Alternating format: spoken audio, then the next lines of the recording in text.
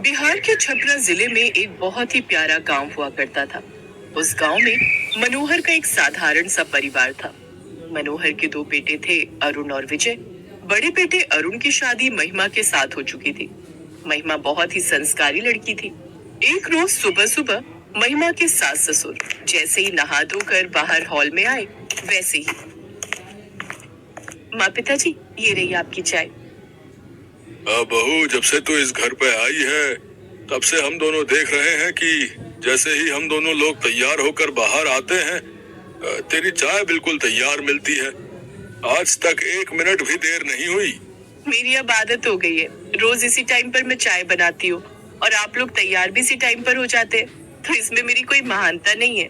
लेकिन बहू, अब इतना लंबा घूंघट डालने की कोई जरूरत नहीं है। सिर्फ थोड़ा सा चेहरा ढका रहे, इतना काफी है। लेकिन तू तो गले तक घूंघट डाल कर रखती है। सासू माँ, मेरी माँ ने शादी के पहले ही सिखा दिया था कि हमेशा अपने ससुराल में घूंघट डाल कर ही रखना। ये हमारे संस्कार होते हैं। हमारी तो किस्मत ही खुल गई तेरे जैसी संस्कारी बहू पाकर। अब बस जल्दी से विजय की भी शादी तेरे जैसी एक संस्कारी लड़की के साथ हो जाए तो हमारा जीवन धन्य हो जाए। तभी अचानक दरवाजे की घंटी बजी। महिमा ने दरवाजा खोला तो उसका देवर विजय एक मॉडर्न लड़की के साथ शादी करके आया था। दोनों के गले में वरमाला थी और विजय की पत्नी ज्योति ने बहुत ही मॉडर्न ड्रेस पहन रखी थी। सारे लोग देखकर हैरान हो गए। विजय, तू तो शादी करके आ गया। माँ, हुआ ऐसा कि ज्योति के पापा की तबीयत अचानक से खराब हो गई। मैं उन्हें देखने अस्पताल गया, लेकिन वो अपनी बेटी का हाथ मेरे हाथ में रखकर इस दुनिया को छोड़कर चले गए। अब इसका मेरे अलावा कोई नहीं है। बेटा, वो सब तो ठीक है, लेकिन अगर तुम दोनों एक दूसरे से प्यार करते थे तो हमें पहले ही बता दिया होता। हम पहले ही तुम दोनों की शादी कर देते। बेचारी पूरे कपड़े भी नहीं पहन पाई और तूने इससे शादी कर ली। अरे नहीं ससुर जी, मैंने तो पूरे कपड़े पहने हैं। ये तेरे पूरे कपड़े हैं तो तू रात में सोते समय क्या पहनती होगी? मुझे तो यही सोचकर हंसी आ रही है। माँ, सारी बातें यहीं पर कर लोगी या फिर अपनी नई बहू का स्वागत भी करोगी?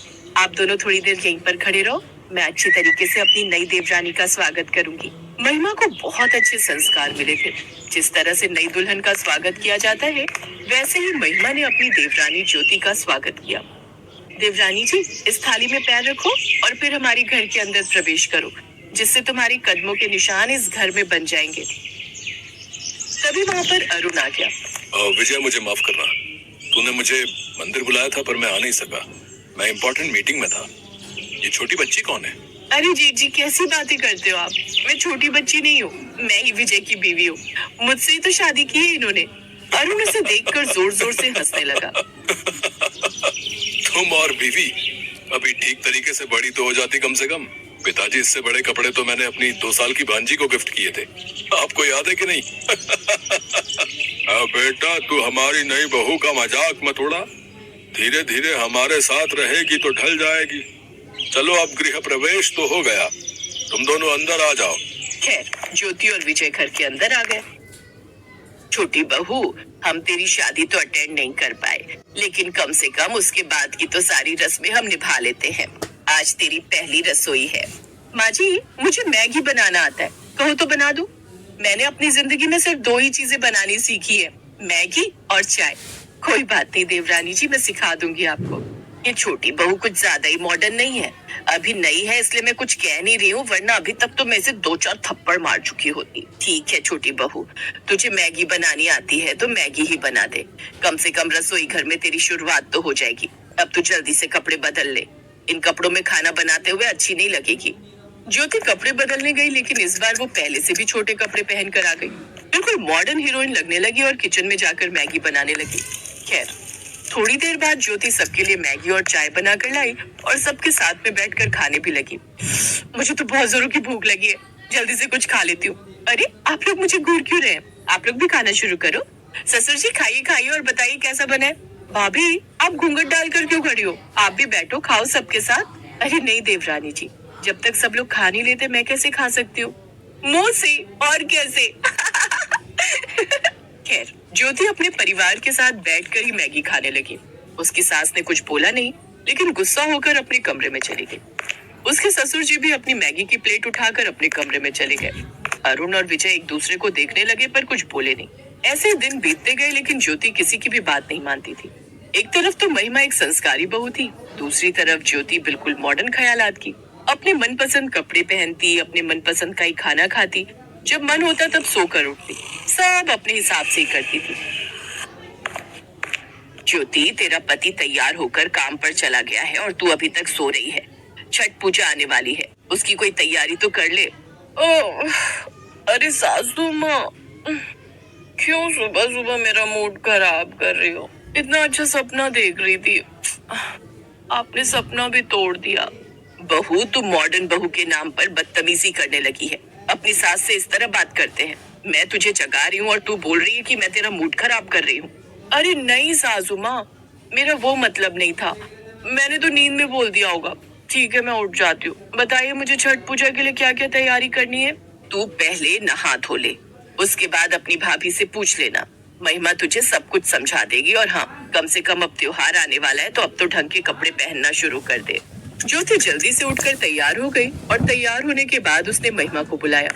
भाभी, आप सुबह से लेकर रात तक इतना बड़ा घूंघट डालकर क्यों रखती हो? आपको घबराहट नहीं होती?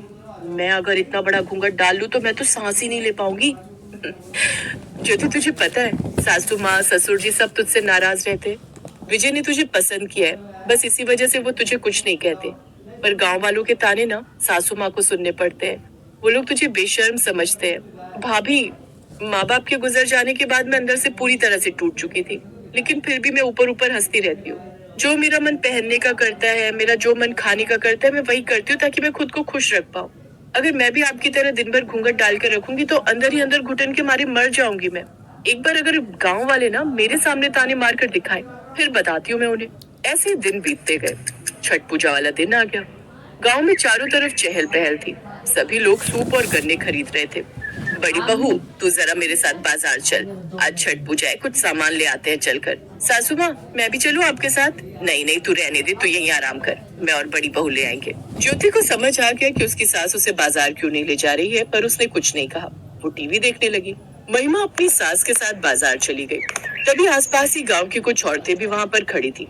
वो ममता और उसकी सास को ताने मारने लगी। देख रही हो इस घर की नौटंकी? बड़ी बहू इतनी संस्कारी है और छोटी बहू मॉडर्न के नाम पर बिल्कुल बेशर्म हो गई है। मुझे तो लगता है सबसे बड़ी बेशर्म उसकी सास ही है, अपनी छोटी बहू को कुछ समझाती नहीं। कौशल्या, तू अपनी बहू बेटों पर ध्यान दे, मेरे परिवार पर ध्यान देने की जरूरत नहीं है। मेरा मुंह तो बंद करा देगी, लेकिन गांव में किसका किसका मुंह बंद कराती फिरेगी तू? तेरी छोटी बहू छट्टे छट्टे कपड़े पहनकर जब छत पर आती है ना, तो गांव के सारे लड़के उसे ही देखते रहते हैं। सारे गांव में बदनामी हो रखी है सिर्फ तेरी बहू की वजह से। पहले लोग हमारे गांव को संस्कारी गांव समझते थे, पर तेरी छोटी बहू की वजह से बेशर्म गांव के नाम से जाना जाता है हमारा गांव। माँ जी, आप उन पर ध्यान मत दीजिए, आज त्योहार का दिन है, किसी से बहस नहीं करनी चाहिए। महिमा अपनी सास के साथ पूजा का सारा सामान लेकर घर आ गई। रात में छठ पूजा थी। गांव के सभी लोग नदी के किनारे इकट्ठा हुए पूजा करने के लिए। वहां पर ज्योति भी थी। उसने एक छोटा सा ब्लाउज और छोटा सा घाघरा पहन रखा था। तभी कौशल्या का नाती नदी में गिर गया। बचाओ! वो डूब रहा था, पर सब तमाशा देख रहे थे। अरे कोई तो मेरे नाती को बचाओ! ज्योति से देखा नहीं गया और वो तुरंत नदी में कूद गई। कौशल्या के नाती को बचा लिया। बहू, मुझे माफ कर देना, हमने तुझे कितना गलत समझा और तूने मेरे नाती की जान बचा ली। किसी आदमी की हिम्मत नहीं हुई, पर तूने बिना अपनी जान की परवाह किए उसे बचा लिया। हमें माफ कर देना, हम तुझे गलत समझते थे। आप लोग किसी के रहन सहन या पहनावे को देखकर जज करना बंद कर दो, क्योंकि आतंकवादियों का भी पूरा बदन ढका रहता है। इसका मतलब ये तो नहीं कि आतंकवादी सबसे संस्कारी होते हैं। अगर मेरे घूंघट डालने से ही मेरे परिवार की आप लोग इज्जत करोगे, तो आज से मैं भी घूंघट पे रहूंगी। नहीं बहू, तुझे जो पहनना है पहन। हमें पता है कि तू संस्कारी है। संस्कार दिल में होते हैं, कपड़ों में नहीं। उस दिन के बाद सभी गांव वाले ज्योति की भी महिमा की तरह इज्जत करने लगे। अब ज्योति को इतना प्यार मिलने लगा कि वो अपने माता पिता का गम भूल गई।